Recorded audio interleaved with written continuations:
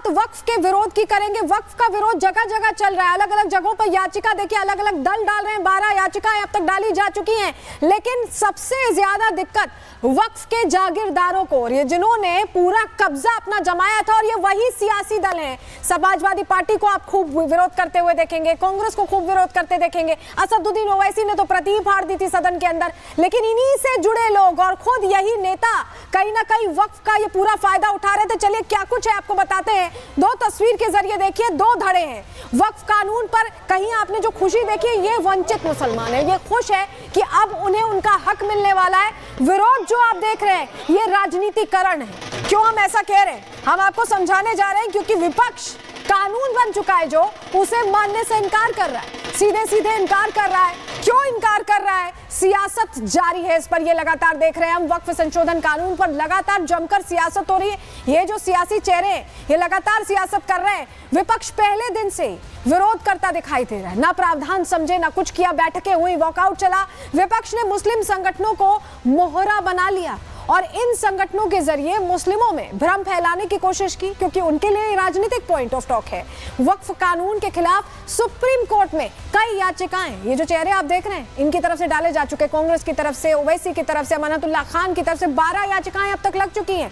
और इनकी कोशिश यही है कि ये अभी भी यही बताते रहे, मुस्लिमों को बरगलाते रहे कि ये कानून अच्छे के लिए नहीं है बल्कि बुरे के लिए, जमीन छीनने के लिए। लेकिन जमीन छीनी किसने है ये हम आगे आपको बताने वाले हैं। सुप्रीम कोर्ट में अब तक करीब 12 याचिकाएं इस पूरे मामले में दर्ज की जा चुकी हैं और इसको लेकर कोर्ट में मामला पहुंच चुका है। लेकिन जरा आपको बताते हैं, विपक्ष अड़ा हुआ है और बहुत बड़ा सवाल यह है कि क्यों अड़ा हुआ है, क्या पॉइंट ऑफ टॉक है इसमें, क्यों इसके पीछे पड़ा हुआ है। चलिए जरा आपको बताते हैं क्यों हम ऐसा कह रहे हैं। क्या विपक्षी दल गरीब मुस्लिमों का भला नहीं चाहते हैं? ये बहुत बड़ा प्रश्न है, क्योंकि ये वंचित मुसलमानों के लिए बदलाव किए गए। विपक्षी दल विरोध करके किसे बचाना चाहते हैं, किसे सेव कर रहे हैं? कहीं उन लोगों तो सेव नहीं कर रहे हैं जिनके पास ये जमीनें हैं। वक्फ पर अवैध कब्जा नहीं हटने देना चाहते हैं क्या? ये प्रश्न बहुत बड़ा है, इसका अर्थ भी बहुत बड़ा है। पर अवैध कब्जा किन लोगों ने किया था, ये जो सवाल है। वो जागीरदार कौन है, वो जागीरदार कौन है जो इन संपत्तियों पर अपना प्रभुत्व चला रहे हैं, अपनी दुकान चला रहे हैं? क्यों ये जो नेता हैं ये बार बार कानून बनने के बाद भी हो हल्ला हो हंगामा कर रहे हैं? क्यों कर रहे हैं? आपको जवाब अब देने जा रहे हैं, क्योंकि ये जो जागीरदार है ना वो उन्हीं के बीच में।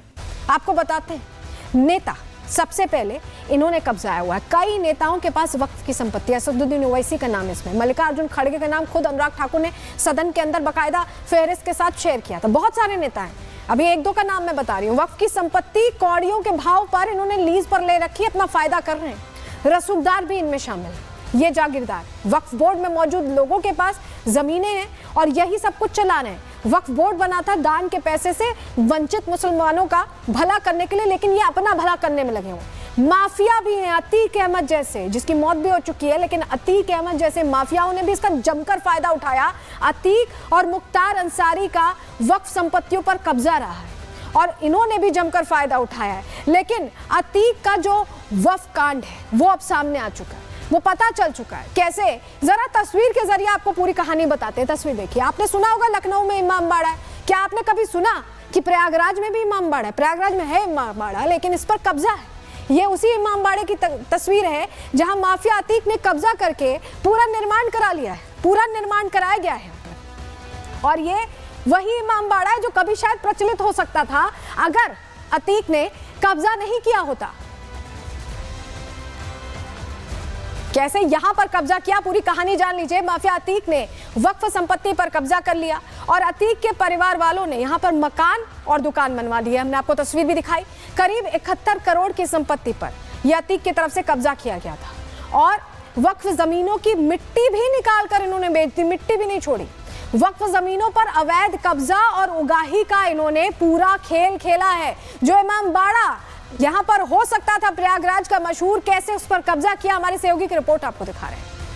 वक्फ बिल पास होने के बाद वक्फ संपत्तियों पर कब्जे की भी कहानियां हैरान करने वाली बाहर आ रही हैं। हम प्रयागराज में मौजूद है। प्रयागराज में एक ऐतिहासिक इमारत जिस पर कब्जा किया गया और योगी सरकार में कानूनी कार्रवाई के बाद वो कब्जा छुड़ाया गया, कहानी हम आपको सुनाते हैं। देखिए, ये प्रयागराज के इमामबाड़ा गुलाम हैदर वक्फ शिया सेंट्रल बोर्ड का आप देखेंगे यहाँ पर तख्त लगा हुआ है और अब इसके अंदर जब हम जा रहे हैं तो आपको कुछ टूटी फूटे स्ट्रक्चर दिखाई देंगे। इस जमीन पर माफिया अतीक की नजर 2015 में पड़ी और उसके बाद उसने अपने रसूख का इस्तेमाल करके इसे अपने कब्जे में ले लिया और जो मुतवली है उसकी मदद से यहाँ पर अपना कब्जा कर लिया, जिसके बाद इस जगह के जीर्णोद्धार के नाम पर यहाँ पर शॉपिंग कॉम्प्लेक्स बनाया गया और पूरा काम जो है शॉपिंग कॉम्प्लेक्स का यहाँ पर किया गया। 2020 में ये पूरा मामला फिर से उठा, जहाँ 2020 में इस पर बुलडोजर एक्शन किया गया था, लेकिन वहां मौजूद लोग खुद बता रहे हैं कि कैसे कब्जा किया जाता था। सुनिए जरा। अरे इसमें कम से कम 5-6 पीढ़ी बीत गई हम लोगों को। आप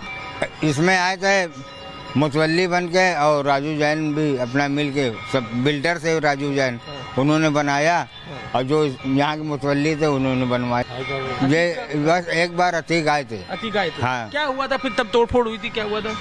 तो तोड़ के बनवा रहे थे, हम लोग की बात ही नहीं मानते थे, मानना पड़ा हमको। क्या बस धमकाते थे?